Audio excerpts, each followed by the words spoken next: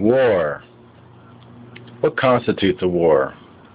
Well, I think vitriolic hatred towards each other. I think that has to be significant. It has to be where you actually want to annihilate the enemy. Probably one of the first wars of mankind was Cro-Magnon man, Cro-Magnon, or I think so, Cro-Magnon versus Neanderthal. And the thing is when you notice somebody that's almost identical to you but a little bit different, you try to annihilate them, right? That's the initial instinct. And so, there was Britain and France. They're very similar but just slightly different. So, that's competition for who will survive, the survival of the fittest, and that's what war is all about, the survival of the fittest. I just played Age of Empires 3, and some guy couldn't handle me beating him, so he just turned his computer off so the game wouldn't be noted. And yesterday I beat my brother, and he was so mad that he left me at the place without a ride home. So there he wanted to annihilate me, and he couldn't, and he realized his defeat, and he couldn't handle it. So he just left. So these wars, the only way that wars can be abolished is if everyone is exactly the same. Right now, I feel there's a bit of a war. I have ADD, and I feel there's a bit of a war between ADD and autism. I feel autism is the new ADD. It's replacing it.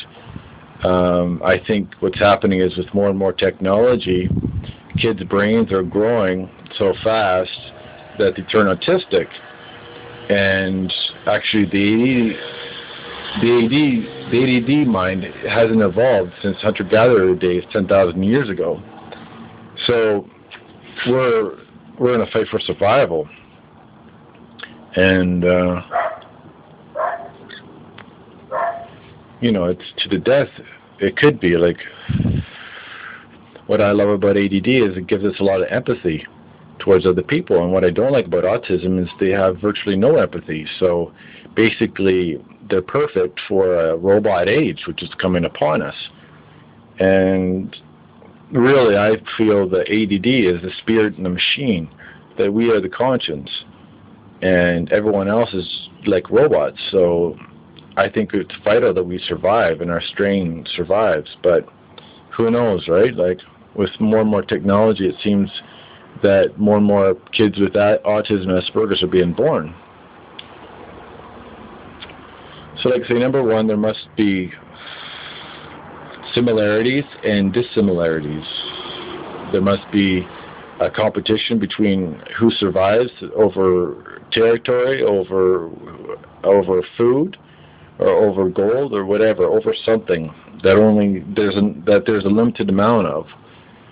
So either there has to be an unlimited supply of everything, or everyone has to be exactly the same for war to be abolished. And I think with technology, it is the great equalizer. And someone in Africa can have as much say as somebody in North America now. Like, someone in Africa can have a YouTube channel just like me. Granted, we are before them, but they were before us. Originally, they were the originator of mankind, most likely, either that or Asia, right? So, there could be a war between America and China coming up, because China is a rising superpower. And then after that, there could be one between India and China, because India is an upstart, and it's even growing faster, I think, than China. So, and I think they have smarter people, because China killed off most of their intelligentsia during the revolution, during the communist revolution, right? So all the people that were smart in math and scholarly things were killed. So I think India is where the originator of much of our knowledge comes from. So it'd come full circle, right? And I don't mind it. I don't mind seceding to India, because that's where much of our knowledge came from, especially spiritual knowledge. So this will be interesting to see. And I also think that both India and China are trying to get to the moon, which I think is ridiculous, because it was already conquered by North America, or America in particular. So, anyways, those are my thoughts on war, and I don't know if it'll ever end. I think there'll be a war between man and machine, between robots and machine, and then eventually there'll be clones, and it'll be clones between man and clones, and then clones will be so perfect they'll just be us, and there will be no more war. So that's probably 100 years off, but we'll wait and see. Because, you know, with more and more technology, people are getting older and older, so maybe I'll even see the day. So that'd be great.